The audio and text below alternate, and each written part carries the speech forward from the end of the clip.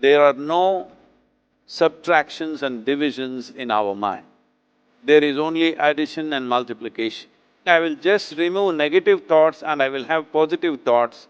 All the best, it's not going to work. It's just that you need to pay little attention as to how it functions. You will see there is a distinction between what is you and what you have gathered.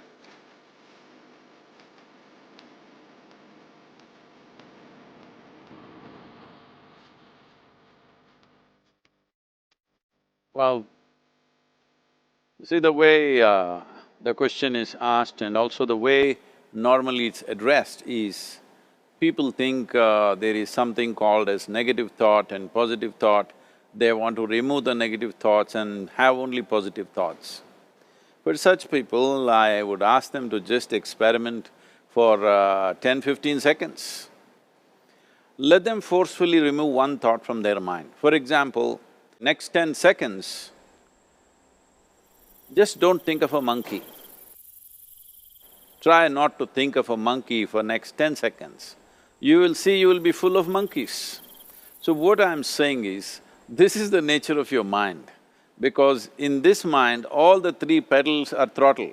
There is no brake, there is no clutch. Whatever you touch, it will only go faster. In this kind of mind, people have been taught from moral teachers and religious teachers, do not think about bad things. Well, since then it's been a full-time job.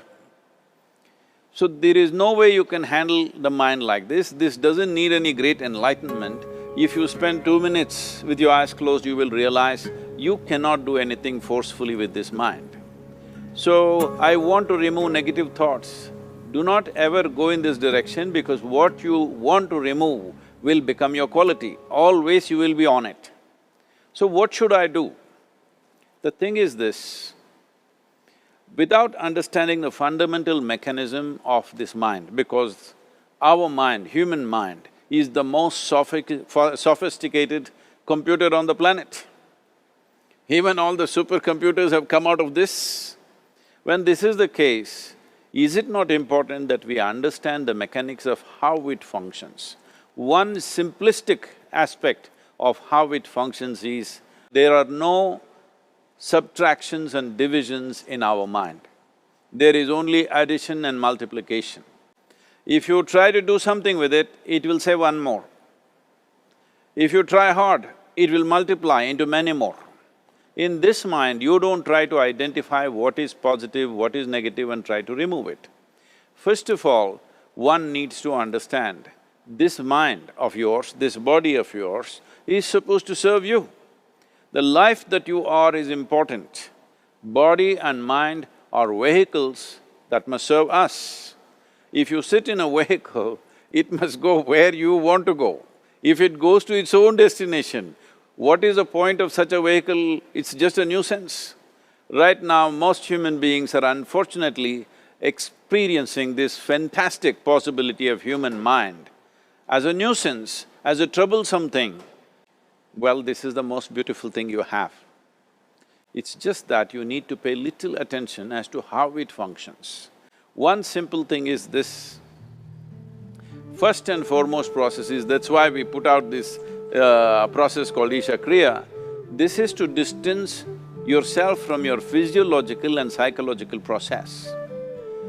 There is something called as you which exists. This is not a composite of all your thoughts and emotions and physiological processes. Beyond that, there is you. If you close your eyes, even if you cannot see anything, you're still there. It is through the window of your eyes that you're looking out, but if you close your eyes, it doesn't mean that you don't exist, you still exist. So beyond your thought, you still exist, beyond your emotion, you still exist. So that you, the life that you are, this has to come into your experience. Why is it that you're not allowing that to come into your experience, which is the most significant aspect of who you are? Who you are right now, the most significant aspect is, you and me are alive right now, this is it. What I'm thinking, what you're thinking is not the important thing. We are alive right now, that is the important thing. So, it is important that you focus on this fundamental sense of aliveness within you, and then you will see there is a natural distance between you and your thought process. Once there is a distance between your psychological process and your physiological process, this is the end of suffering. Because there are only two kinds of suffering that human beings go through, physical suffering and mental suffering. Once you create a little space between you and your mind, between you and your body, this is the end of suffering.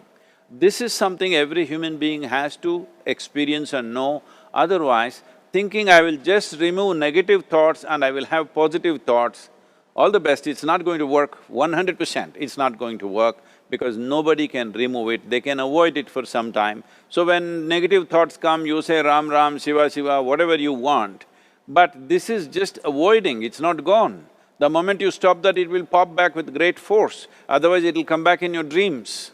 So it's very important, first of all you need to understand your anger, your resentment, your fear, your anxieties, the negativity that you generate. Generally resentment, anger, it is always directed towards somebody. But we need to understand this is poisons that we are drinking and expecting somebody else to die. Fortunately, life doesn't work like that. If I drink poison, I die. If I drink poison, you don't die. So, we need to understand this. When I say poison, today you can have yourself chemically analyzed. Right now, what is your blood work, what it says? 5 minutes of intense anger, check your blood work and see, there will be lots of negative elements in it, literally you're poisoning yourself. So, do you want to poison yourself? Definitely not. Now the very question is coming from certain helplessness, what shall I do?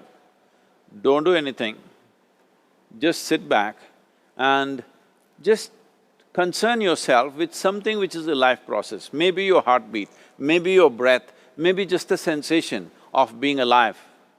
Depending upon how sensitive or how perceptive you are, accordingly, find something. It could be a sensation in the body, it could be breath, it could be heartbeat, it could be anything, something which indicates life to you. Just pay attention to that for some time. Slowly you will see there is a distinction between what is you and what you have gathered, which includes both your physiological and psychological possibility or mess, whatever you made out of it.